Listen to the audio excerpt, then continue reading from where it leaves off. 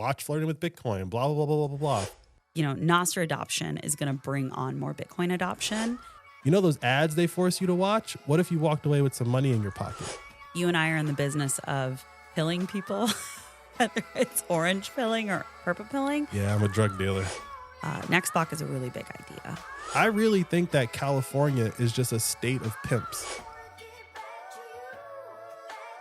You're listening to Flirting with Bitcoin, a weekly chat with my very interesting husband about Bitcoin and how the world and our family's life is better because of it. It's season 4, and we've moved to Nostr City. So my Bitcoin lessons are done? Your Bitcoin lessons are never done. So what does new social media have to do with it? Babe, Nostr is more than social media. If Bitcoin is the new money, Nostr is the new internet.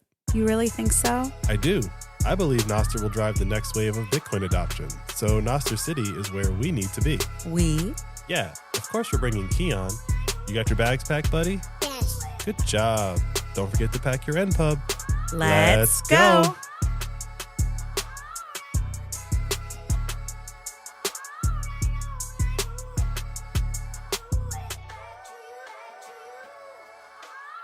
Hey, Ian.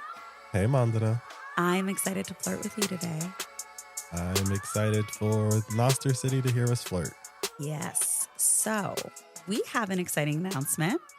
Next week, we are going to the Adopting Bitcoin conference in El Salvador. Yeah, a different way of saying that is hopefully on Tuesday when you're hearing this episode, you know that we're going to be there. But yeah, we're going to El Salvador. Yeah, and we have been invited to actually speak at the conference. Ramon, our producer, he does Adopting Bitcoin Arnhem in the Netherlands, and he got us in touch with the El Salvador Adopting Bitcoin conference people, and they liked the idea of Nextblock, and so they've invited us to speak. No, I'm so excited. Yeah, it's really cool too, because we're focusing mainly on the attention marketplace aspect of Nextblock. And the stage that they're having us speak on is the Mises stage, which is, you know, Mises is the Austrian economics guy, talks about how all this fiat stuff is fiat, basically. And so that was really cool to be giving a talk about the attention marketplace on the Mises stage at the Bitcoin conference. Yeah, it's a little surreal, especially for me. To go from not knowing anything about Bitcoin to then speaking at Bitcoin conference. How did that happen? You know me. That's true. That's true. We're a good team though, babe. I'm really excited. I think based on the different feedback we've gotten from people in the past month, Nextblock is a really big idea. But the biggest part of the idea of Nextblock is the attention marketplace. And we want the attention marketplace to be a global public good. While we are very excited about the Nextblock app and all of the additional features that the app is going to have, socializing the attention marketplace, talking it out with people, getting people to understand what we're trying to do, which is establish attention as a commodity, is just so exciting. And so that's going to be the focus of our talk at the Adopting Bitcoin conference, and I think generally where we're going to be focusing our attention to really understand what this idea is. Ian and I continue to have a lot of conversations around how to describe it and connect all of the different touch points that it's going to impact, that we believe that it's going to impact once it's up and operating. For the record, attention is already treated as a commodity. Mm-hmm. It's just strip mined or harvested, as we've been saying. And we're trying to make it more local, organic, pasture raised attention. Artisanal attention. Artisanal small batch attention commodity. But the important part of it being a commodity is that when you get someone to understand that aspect of it, and then you walk them through what's going on social media and all of these things that we use on a daily basis, then they really do see it as like, wait, they are selling something they don't own. And I think every time I've had this conversation and gotten someone to that point, then everything after that is just like a no-brainer for them. But I think a lot of people, and why the attention marketplace is so non-obvious, is that a lot of people don't think that watching an ad that you don't want to watch is actually stealing from you. Mm-hmm. And they might not want to do it, but they don't see it as someone took something from me and sold it to someone else and I didn't get a cut and I'm upset about what's happening, right? Like they don't see all of that happening for that 30-second ad. But in all the conversations that I've had, when I get someone to that point, then they're kind of like, oh, yeah. But don't you think that's similar in the way that people don't realize that inflation is theft? It's a variation of that, yes. I think inflation is theft is probably harder to explain because you actually, if you're in a certain scenario, you can benefit from the inflation, right? Like if you have a house, inflation is good. It may not be good for everyone around you, but if you're sitting in a house that's going up 10%, 50% a year, it's good for you.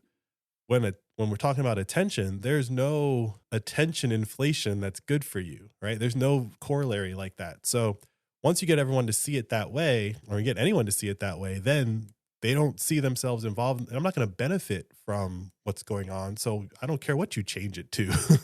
Versus with a house and you say, oh, we need to keep inflation down. They're like, whoa, whoa, whoa, whoa, whoa. I need to sell this thing for $2 million so I can go do this other thing I want to do. Don't turn the inflation off just yet. Let me get mine.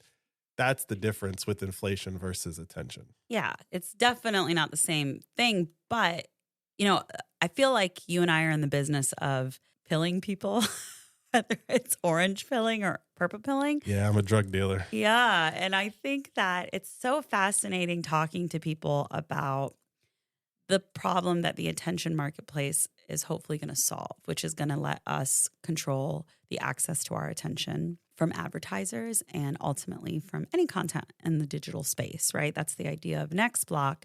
What we experience when it comes to money is what most of us were born into. So it's like all we've known. Whereas social media to us is more man-made, Somehow when you ask people what is money, you get that look on the face like, what do you mean what is money? Money is money, right? Mm-hmm. Whereas with social media, it's like, no, a lot of us, when we were born, social media didn't exist. Even when we started using social media, it's completely different than what it is today. So it's much easier to say, yeah, why is it like that?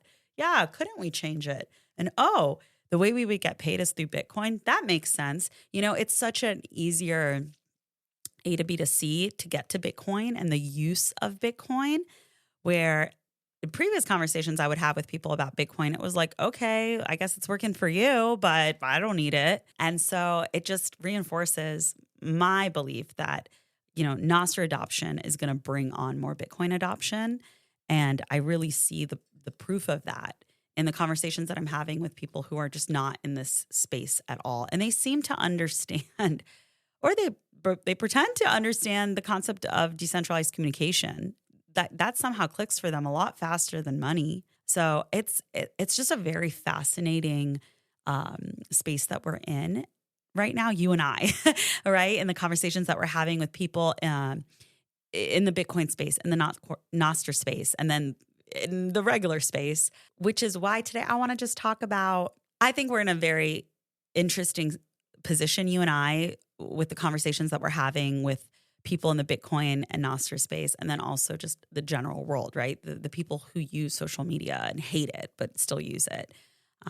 I want us today to talk about the attention marketplace in terms of how it is possible to do because of Bitcoin technology and what that possibly means for other marketplaces that could spin up, and what that means for how goods and services are exchanged in the future. I think we are setting up a new version of one industry, right? Which is advertising. Hopefully.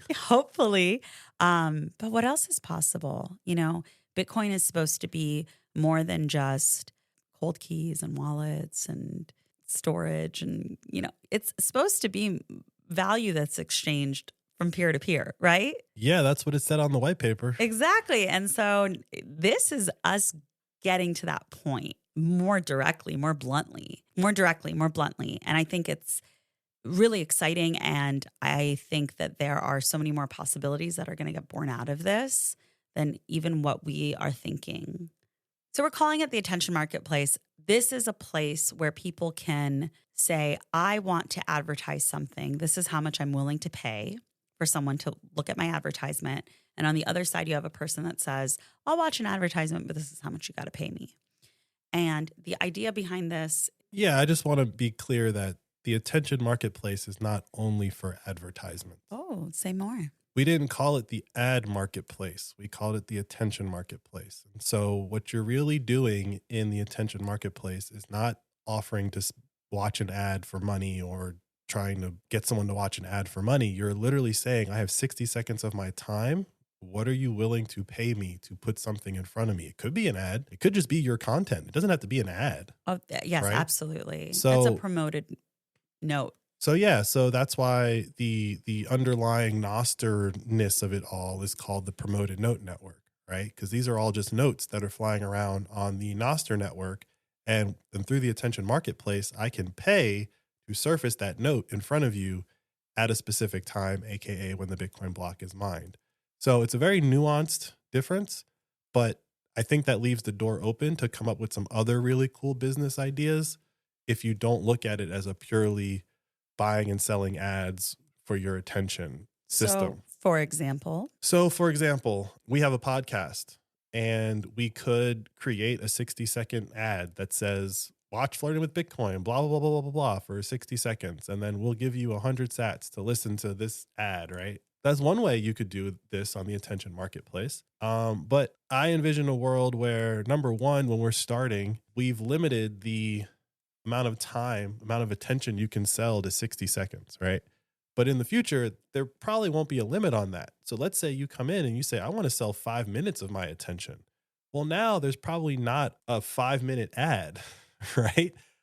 We could stack 5 minutes worth of ads, which might be 5 or 10 ads, or maybe there's 5 minutes of content that someone's willing to pay for you to watch, right? Like, one of the things that we are seeing with content creators dealing with these days is not so much the established content creators, it's how do I become a content creator? Right now, it's like you have to go viral, you have to go viral, you have to go viral. Okay, cool. Just because you went viral doesn't mean your stuff is technically good. I think we all understand because of the algorithms that you don't really know why something went viral and you don't even really have a say in whether or not something goes viral. But with the attention marketplace, if you believe your content is good, you can pay to put it in front of everyone else, just like the biggest companies in the world, right? And that equals the playing field so that you don't get stuck with a bunch of corporate plants as the only people that are now creating content. People don't really talk about this, but people don't really talk about this. But like a lot of content creators, there are some that are original and created themselves, but a lot of content creators these days are just plants. Oh, yeah. They have whole teams behind them. They have marketing teams. They have agents, all of that, just as if they were working in the traditional advertising space. Exactly. And I'm not saying that there's anything wrong with that in particular, but that is what they are forced to do to keep moving forward, right? Like if you want to be able to compete with everyone else, you need to actually start letting people like eat off of you as the industry does so that they will continue to push you through the machine. And with the attention marketplace, if you want to stay quote unquote independent, you now have an alternative to get your message out there that doesn't rely on the algorithm and it doesn't rely on relationships with Google or relationships with Instagram or whoever is like, oh, we want you on our platform. That's what it's come to these days. And I think just like we saw the quality of writing in magazines go down as everyone moved to TV, then everyone from TV moved to cable, and then everyone from cable moved to YouTube. Like the quality on YouTube is going down. Like the quality of original creators is going down because they're just being inundated with the machine. And on top of it, now the machine has AI.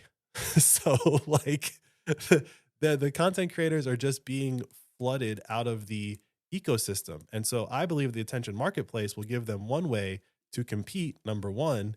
And then number two, Nextblock gives you a way to compete because those other entities can't force themselves on you. Someone listening to this might say, well, I'm not a content creator. Like, why do I care? I don't care. I don't want to watch ads. But you don't have to. That's the simple answer, right? If you don't want to watch ads on Nextblock, you don't have to. You go into your settings and you literally turn them off. And the reason why we can do that is because of how the attention marketplace works. When an advertiser or whoever that wants to put their content into the network is trying to buy your attention, they have to actually give you Bitcoin. So if you tell us, I don't want to watch ads, there's no reason for us to try to force you to watch ads and waste money to harvest your attention, right? So if you don't want to watch ads, turn it off. Great. Saves us money, saves advertisers money, and that money will be distributed to people who have opted in and are willing to quote unquote participate in the attention marketplace. So everyone wins. You don't have to. And you had some number that you threw around, but what's your guess for how many people who sign on, let's just say to our beta, what percentage will actually opt into ads? What's your guess? Well, I hope everyone in the beta opts in for testing purposes only. But, I look at it like in a weird way, I try to find a lot of real world examples of what I think is going to happen. I look at it very similar to retirement accounts. So they did this big study sometime between 2001 and today. I don't know when it was, but I read it. And they were saying how people who work at companies who have retirement accounts that are opt in, most people don't opt in. And so they get to retirement. I guess people used to work at places for 30 years, whatever. And when they get to retirement, they have nothing because they didn't opt in. Maybe they opted in the last 10 years of their career versus people who worked at opt out companies, AKA you were automatically opted into a retirement account. They started contributing to your retirement account on day one. And then you had to decide, no, I don't want to do this anymore. And most of those people ended up in a much better retirement position because for the simple fact of they were putting money away 20, 30 years before they actually needed it. And the compounding growth of that kind of carried them through. And so I think the attention marketplace kind of works the same way, where there will be a bunch of people that by default, our system is opt in. We're not forcing anyone to watch ads. We're not going to force you to flip a switch to say, I don't want to watch ads. But I think that a lot of people who have come to Nostr saying, I don't want to watch ads, they will immediately turn it off, even if they're just trying out Nextblock, right? But they will be at a disadvantage for many different reasons to all the people who opt in as soon as possible. Tell me those disadvantages. Well, number one, you're not getting Bitcoin, right? So let's just say hypothetically, I'm going to use round numbers because we don't know what the price of attention is going to be yet. I have like a rough estimate in my head based on the numbers that people spit out when we talk about this. But let's just say $1, which is a very high number, right? Let's just say every time you watch an ad, you got $1 worth of Bitcoin today. And let's just say we know that the average person spends, I'm going to round up and say 5 hours a day on social media, which is a very high number, but there are people in that range. So, okay, you get $5 a day in Bitcoin using Nextblock. $5 a day times 30 days is over $100 a month. Times 12 is over $1,000 a year. It's $1,000 in Bitcoin that you are not getting. $1,000 in Bitcoin today is like 1 million sats. Well, that's if you are on legacy social media. But if you're on Nostr, like you weren't giving your attention away anyways.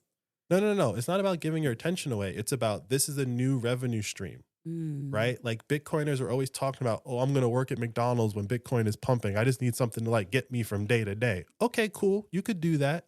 I didn't know Bitcoiners say that. It's a whole joke. I mean, even Bukele was like posting pictures of himself wearing like a McDonald's hat, and all the Bitcoiners were doing it like 5-6 years ago. I don't know if they're still doing it, but every time there's a bull run coming around, everyone's like, okay, get the McDonald's hat out, whatever. The point that I'm getting at is there's always this joke of, I just need a little bit of money to get me through this bull run and then I'll be set, right? Like that's the general pun. Yeah. And then this, oh man, I wish I had stacked more. Or, yeah, you're right. It is, if you are a Bitcoiner and you believe that every sat helps, this is another way to stack sats. That's true. Exactly. And so the core idea of this, before like even calling it the attention marketplace, was you literally mine Bitcoin with your attention. That's why we tied it to the Bitcoin blockchain, because it's your attention every new block that gets you a little bit of Bitcoin. You don't have to have a miner plugged in. You don't have to join these like virtual mining pools where you don't own the hardware, but you put some money in and you get some money out and all that fun stuff. No, it's literally like if you're willing to trade your eyeballs for 60 seconds, you will get some Bitcoin. So this is what I mean when I say that Nextblock is such a big idea. We have not used that phrase, mine Bitcoin with your attention. in a minute. We used to, but there's just so many different angles to this. But I think this is a really important one, and one that we should really push when we are in El Salvador, because in our world, right, in our daily lives, Ian and I, we are the only Bitcoiners. We're definitely the only people who are in Nostr. So everyone we're talking to and explaining this idea is from the perspective of someone who is on legacy social media, dealing with dollars. But yeah, talking to Bitcoiners, I think that is this really powerful statement to make, because I don't necessarily want to watch ads and get paid for it, but I want to be a part of a movement that shows this is how people should be advertised to. You should respect people's time, respect people's attention, let them decide, because I believe we'll see through this experiment, if someone advertises something to someone else on the attention marketplace, that is a show of respect, and that becomes a more traditional experience of trade that comes from how things used to be done centuries ago, just in humanity, where it's like, I respect you, I have something to offer, would you like to have it? The foundation of that idea being, I don't have to trade with you. Mm-hmm. Right. And so I think we live in this world now where like people walk into 7-Eleven and they're just like, whatever, I got money and whatever is in here is for sale. And that's the extent of it. And then you tell someone like, no, you can't buy that. And they lose their mind. Mm-hmm. And it's like, why not? It's like, because you don't respect my store. You don't respect me. Like whatever the reason is, I can say no. Now we've had a United States Supreme Court say that sometimes that's true and other times it's illegal, I guess. I don't know. I say this lovingly, but the United States is a very new country. And the rules that are established here are very new in like the global sense of like, what are the rules? And so when you have trade or commerce that's not based on respect, and it's not based on that mutual understanding of you don't have to do this, but you're still choosing to do this, we get a distorted market in general. And then you end up with, you'll just take it to the logical extreme of that, which is you get this distorted money where it's like everyone wants the dollar because it's the only thing you can actually trade with. Mm. But that's not true. It's just a perception that's been created. And you have some people that understand it, just like some people understand Bitcoin and don't. And the people that don't understand it are like scrambling, fighting, and doing whatever they can to get their hands on dollars. Meanwhile, Bitcoiners are like, I'll take the Bitcoin and wait. You can do all your hustling. You can do all the hustling that you want to do to get as many dollars as you want. And I will just take a little bit of Bitcoin and wait. The waiting part is so fascinating to me when it comes to the attention marketplace, because what happens when you've set the price of your attention and then the price of Bitcoin changes 6 months later or a year later or 2 years later? And how often does that price of attention that we will be publicly tracking, making available for everyone to see, how often will that shift? And does it shift in specific countries? I forget what country it was recently. I'm very upset that I can't remember, but their ratio of their currency to sats is now 1-to-1. Do you know what country it is? No, but I know the what you're thinking about where you saw that. Yeah, I just can't. Odell posted it on Nostr. Look, there's a lot of places where that's happening. I know a lot of people. There is a lot of places when that's happening. Quex talks about how the shilling is like not as worth as a sat or something like that. Yeah, in one of his songs. Yeah. So as that's happening, what then happens to the global price of attention, whereas the localized price of attention? I just think it's going to be so fascinating. And like I keep saying, this is a little surreal, right? Like that we came up with this idea that this is going to be a company that we are going to be running. We are going to build the attention marketplace and then put it out. But what is this all going to look like in 5, 10, 15 years? It's really exciting to think about. I just don't think we can possibly predict what's going to happen. It's a little scary. I know one thing that's definitely going to happen. Everything, including your attention, is going to trend towards zero against Bitcoin. So if you don't opt into the attention marketplace, hypothetically today, you're only going to get less Bitcoin for your attention in the future. That's a guarantee. The sooner you start selling your attention, or you sell your attention at the price you deserve. Yes. Yes, basically, right? Like you sell your attention at the price you deserve. But this goes back to respect, right? So right now you're advertised to in a very disrespectful, non-consensual way, right? Like we were watching whatever we were watching last night on the network that has ads, and you're just like, look away from the ads. And it's like, it is what it is, right? I got to explain this. So growing up, my father was adamantly against us watching advertisements. Like it would be the ad break when we'd be watching a show. There used to be like 2 ad breaks in every 30-minute episode. Now the ad breaks are much longer, sometimes more often. It's unpredictable, right? But my dad would say, like, go to the restroom, go get a cup of water, go talk to someone in the house. Like, do not sit and watch this advertisement. So sometimes, and more recently, for some reason, all of our streaming services that we pay for have ads on them now, right? And Ian will be like, what was this advertisement? Because we haven't seen advertisements in years, television advertisements, right? We see internet advertisements. Guys, TV ads have lost their minds. They're so bad. They're so ridiculous. And Ian will say, oh my God, this ad was just so crazy, or he'll make a joke about it. And I'll just turn to him and I'll say, what are you talking about? And he's like, weren't you watching? And I'll say, no, my dad has trained me to tune out advertisements. Yeah, it's like me in Gmail. I learned how to block the ads in Gmail. I never looked over on that right panel. Yeah. But no. Once you trained your brain. Yeah. But yeah, so jokingly, I told Ian, I said, do you want to get trained to not look at advertisements in the middle of TV shows?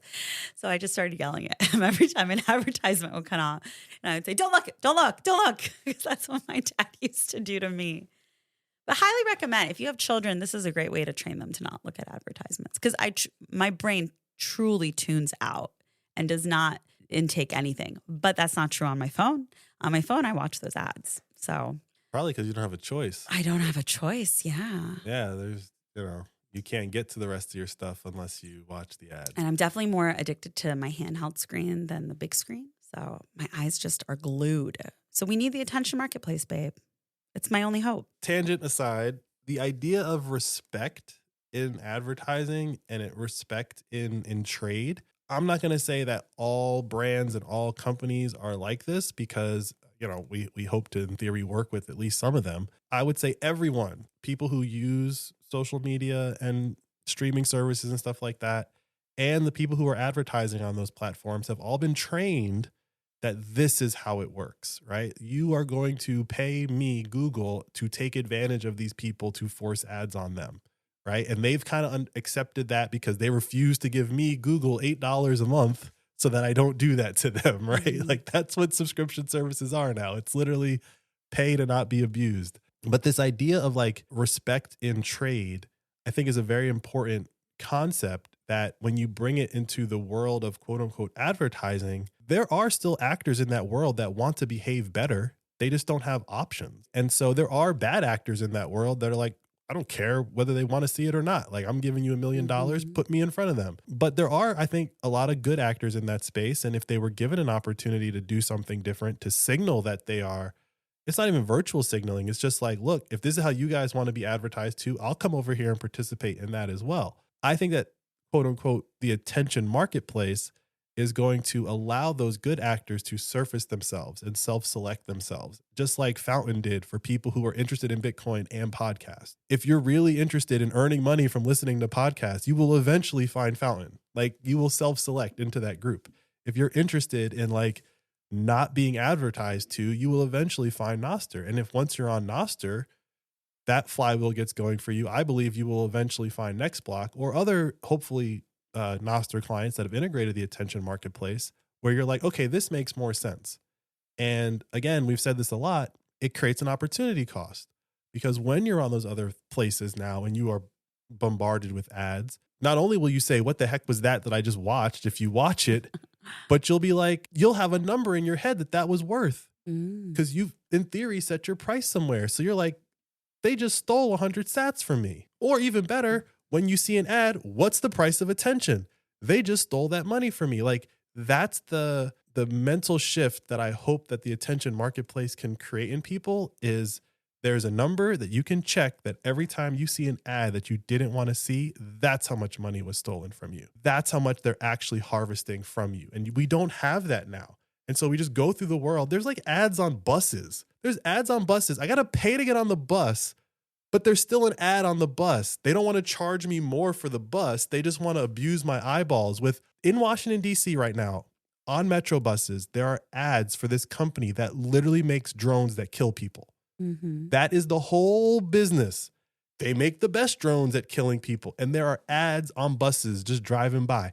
And if you don't know that's what that company is, you don't know that's a company about killing drones. But I know it's a company about killing people, right? It's not like even like Lockheed Martin.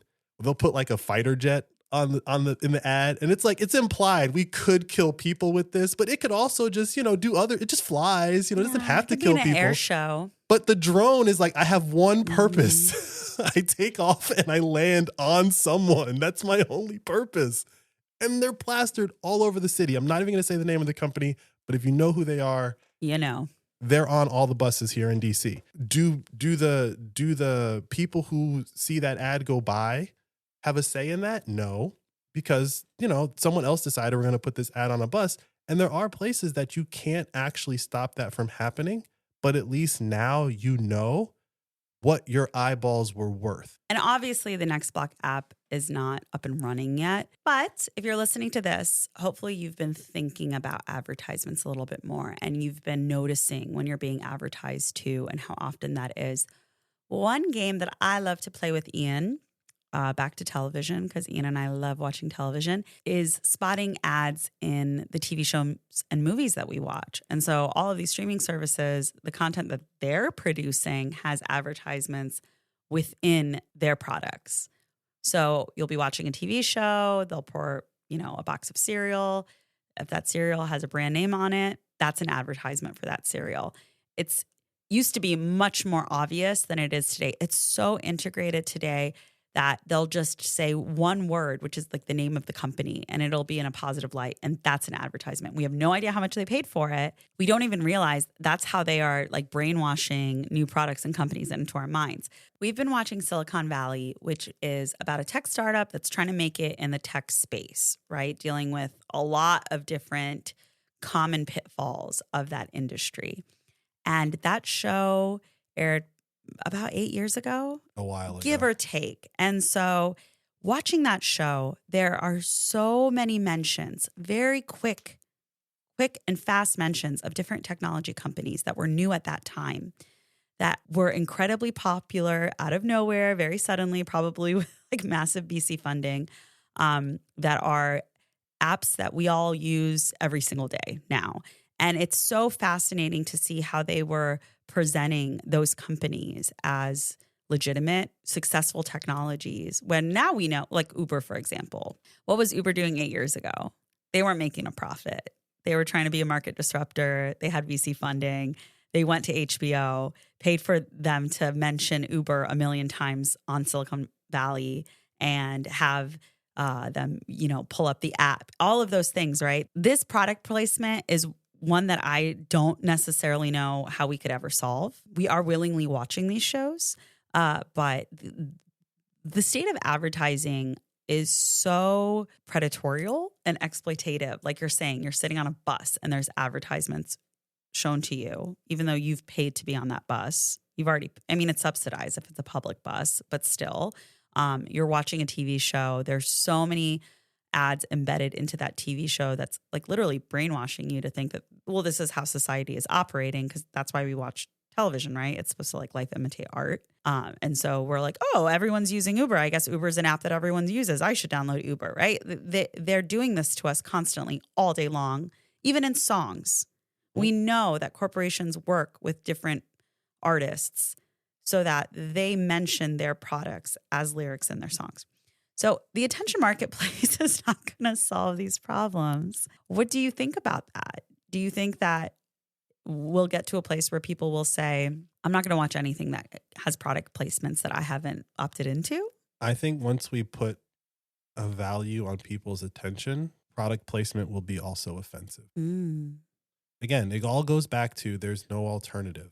Hopefully it starts small with the actual ads themselves, but like you said, if you know what you're looking for, it's not hard to see the product placement, right? Like, the episode we watched last night, and here we are talking about Silicon Valley, but like the episode we watched last night was like, It was a Tesla ad. It Mm-hmm. was a Bitcoin ad.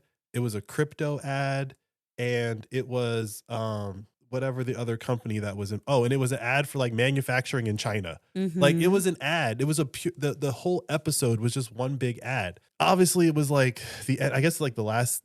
It's technically the last episode of the show. Then they do like a little mini series for season 6. But the idea of product placement just becomes offensive when it's like, I see what you're doing. Now that there's an option, there's another option for me.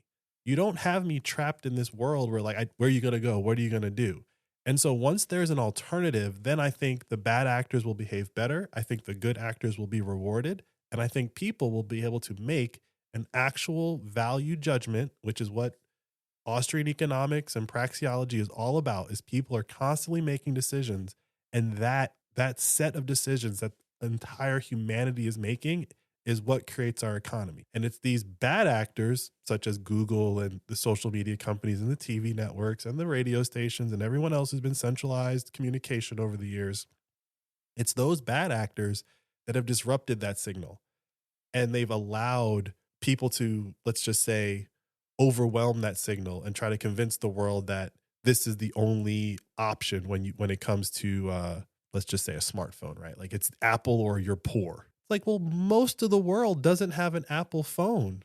So you just live in this like fantasy world of advertising, aka propaganda. And the thing about the attention marketplace that I think is so exciting is that once it's kind of out there, it's very similar to Bitcoin where like we don't really control it anymore. And so who knows what someone's going to price their attention in Singapore versus Hong Kong versus somewhere in India versus somewhere in Saudi Arabia. I don't know.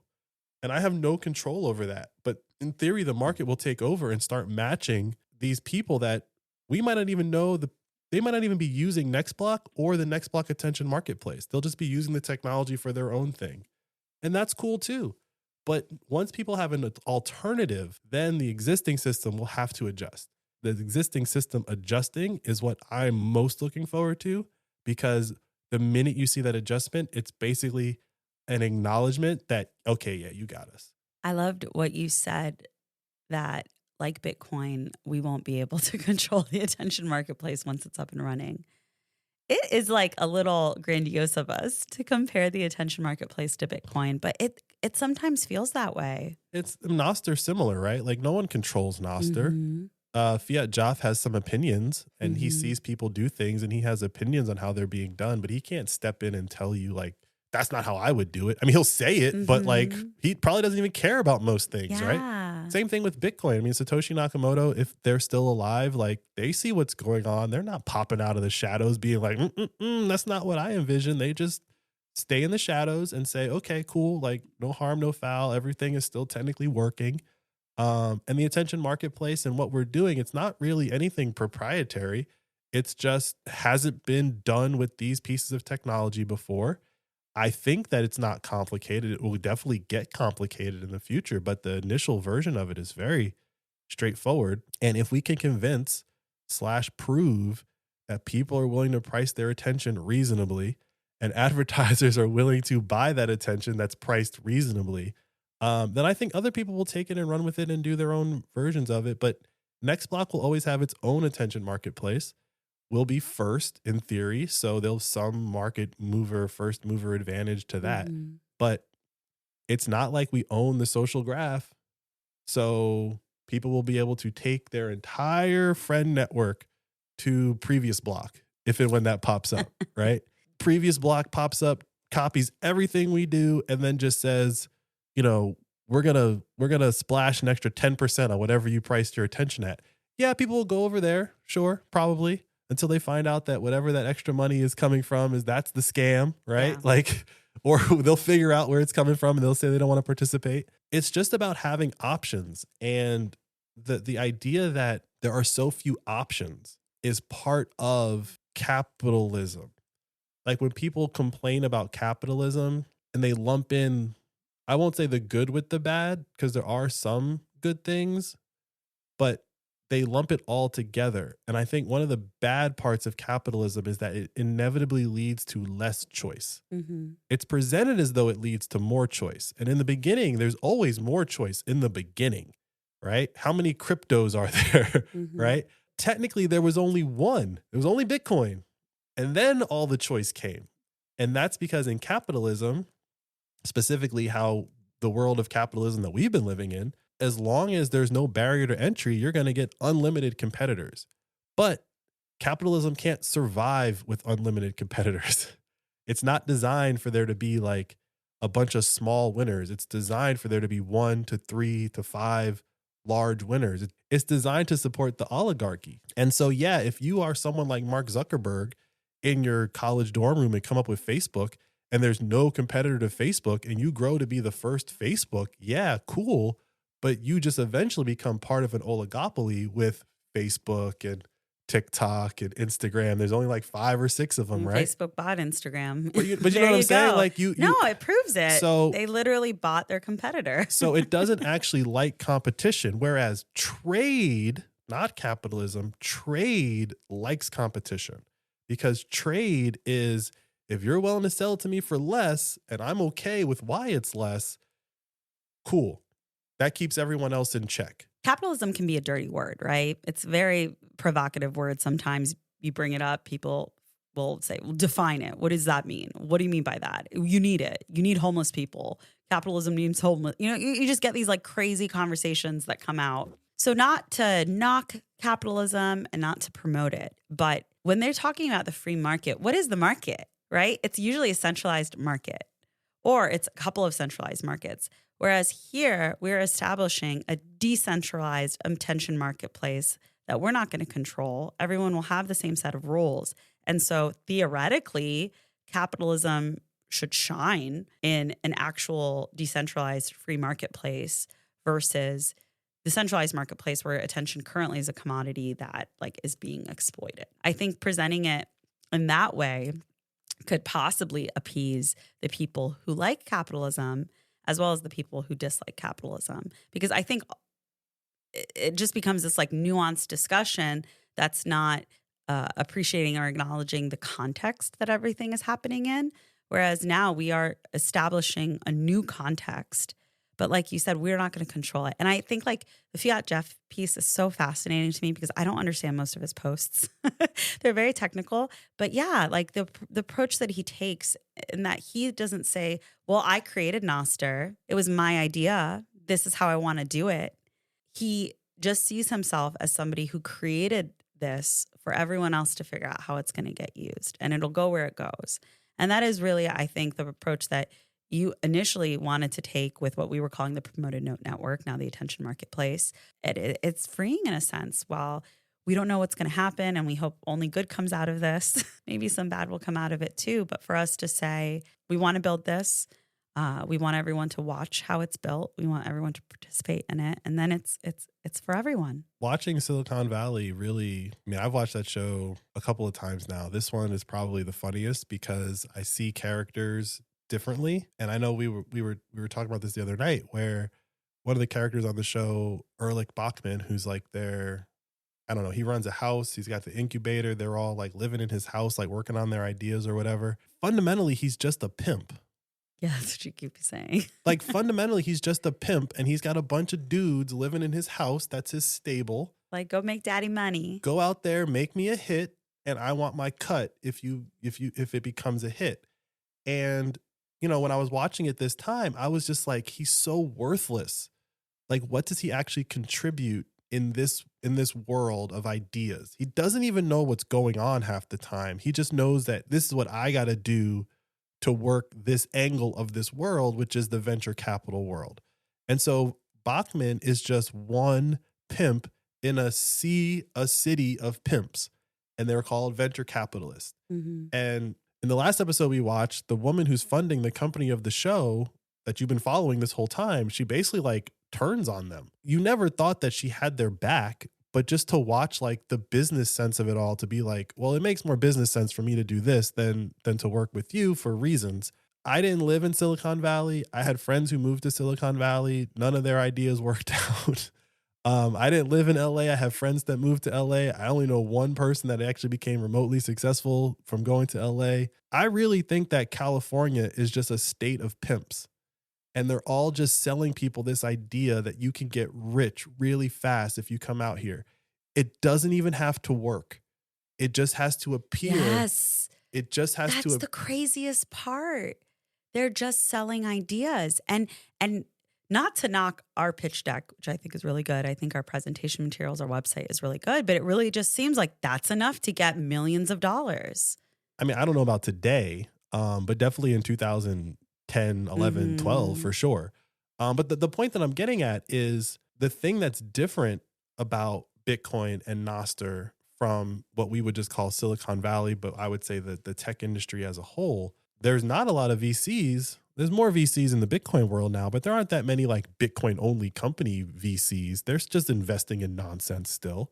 And there are even fewer Nostr VCs, right? So in the Nostr and Bitcoin world, you kind of have to have something first that works. Either it's been proven out by someone else and you're just going to do that, but a little different, or, like it's not just to throw a pile of money at an idea. And so with the attention marketplace in particular, like with Nextblock, the attention marketplace, the neighborhoods, the blocks, all this fun stuff, it's like watching Silicon Valley is just reminding me like none of this really, like none of the presentation matters. Like it's good and it's important to like try to convey the idea, but until the app actually exists and someone can touch it and use it and then point to things and say, why is this like this? Or what about this? Or what about that? Like the ideas are easy. I think it's a cool idea. I think that people will enjoy it. I think that people will get it even more once it exists. The contrast of that, like if we were working on Nextblock in Erlich Bachman's incubator, he would be dragging us around the valley, raising tens of millions of dollars with a PowerPoint presentation, right? And then we end up with like, okay, here's not even a lot of money. Here's just a little bit of money. Scramble and build something so that my investment that I contributed nothing to, because it's not even my money. I borrowed this from a bank in New York. So, I need to make a return so I can pay them back. I need you to do something fast for me. And it's just this whole, it's the whole broken incentive chain of everyone is just scamming everyone. All the way back to the person who loaned the VCs the money in the first place, who's the bank who just created the money out of thin air. That is literally the entirety of Silicon Valley and Hollywood. It starts with a printed pile of money in a bank, and it funnels itself all the way down to Erlich Bachman in a house in Palo Alto that's fallen apart, and he's pimping out 5 guys who got a relatively decent idea. That is impossible on a Bitcoin standard. You can't create it out of thin air. And B, everyone who has the Bitcoin is like, I need to see something before I put any money in. So everyone just becomes more skeptical, more like, I'll wait. And that's what I was saying is like Bitcoiners, yeah, there'll be people who don't opt into the attention marketplace, but I think there'll be a ton of people who are like, okay, I can watch an ad and get 100 sats here, 100 sats there, 100 sats here, 100 sats there. I'll wait. 1,000 sats will stack up. 10,000 sats will stack up. There's people who don't have any. There's people who don't have any, but like, let's just say, how much do you think 10,000 sats will be worth in 4 years? Right? Don't answer. But like, how much was 10,000 sats worth 4 years ago? Like the number is increasing. And so it's becoming hard to get your hands on sats. It's becoming harder to get into the mining game. It's becoming hard. It's just becoming harder to get your hands on Bitcoin. And here comes this thing that says, hey, those ads they force you to watch? What if you walked away with some money in your pocket? Like, it is a no-brainer. And oh, by the way, when you get sick of it, you can turn it off, right? It's not like you're forced to do it. That, I think, is bringing it full circle through all of that. That is an idea. I would argue its time has come and we have the technology to do it. Will we get it 100% right the first time? I doubt it. But the core idea of you set the price of your attention, an advertiser comes in and says, I'm willing to pay that. There's a fair exchange of value. You watch the ad, you get the money, they get your attention. Maybe they get your NPub or whatever so they can like market to you later. I don't know. We'll work out the details. But the point is that that fair exchange of value fundamentally cannot be stopped, right? If we try to do this with PayPal, for example, well, then just PayPal can change their policy and say, we don't allow this to happen. Okay, PayPal, I guess we'll use Cash App. And then Cash App changes their policy, right? These are too many microtransactions. Sure, the processing fee is too high. They'll have a million reasons why. And at the end of the day, it's all because someone picked up the phone and told them to say that, because they're all part of that oligopoly. But with Nostr and Bitcoin, there is no oligopoly. It's just individuals making a decision. And that is the world that when people think they're talking about capitalism, they think that's what they're talking about, that I have all these choices and I'm making a choice in this marketplace, when they don't realize that, like, okay, you can't get certain products in the United States, period. So is that a free market? Like, not dangerous products, just products. Like, you can't get socks made from, let's just say Tanzania. They're just not allowed to be sold in the States, right? I'm not saying that's true, just using that as an example. If that is true, and there is a product like that, I don't know what it is, that's not a free market. I mean, I think you're like tariffs. Like, that's not a free market. But here's the thing. Tariffs, in my opinion, are okay. You're allowed to do that. You just have to deal with the consequences. And so what the United States, particularly the West, but the United States with the dollar has done is say, well, we have the market that everyone wants to sell their products in. And so we're going to bully you / use our financial power to say, if you don't play by our rules, then we're going to slap tariffs on you. And that's going to make your products more expensive in our country. You're more than welcome to do that. But when you are keeping some of the best products in the world out of the market for your people, there are going to be consequences to that. I want a highway phone. A highway phone? Isn't it highway? Huawei? Yeah. How do you pronounce it? Hua. Oh, I want a Huawei phone. Do you? I do. I don't know. I think I do. I can't have one, so I want it. I want their headphones. I know they have the best headphones. Do they? They're supposedly, yeah. According to who? According to the internet. TikTok? A sponsored ad, perhaps? No, these are people who are reviewing different products that are available outside of America. So also American products. And they have advanced earphone development. Yeah, exactly. Headphone development. I'm not saying that Huawei doesn't make good products or bad products or anything like that. I'm just saying I can't buy them. The reason why you cannot buy those products, yes, tariffs, yes, all of that, but it's purely a function of how money works in the world. So because there are these currencies that are controlled by countries, that is how they control their market. But if you have Bitcoin, you can buy Huawei products. I have Bitcoin. Then you can get your hands on all of that stuff. All right, babe. Well, I'm sold on the attention marketplace, so I think I'm going to sign up for your beta. That's great. I think we have a lot of work to do, so that's enough flirting for today. We got to go get ready for El Salvador. Get the power back. Get the freedom back. Get an M pub. And just start with that.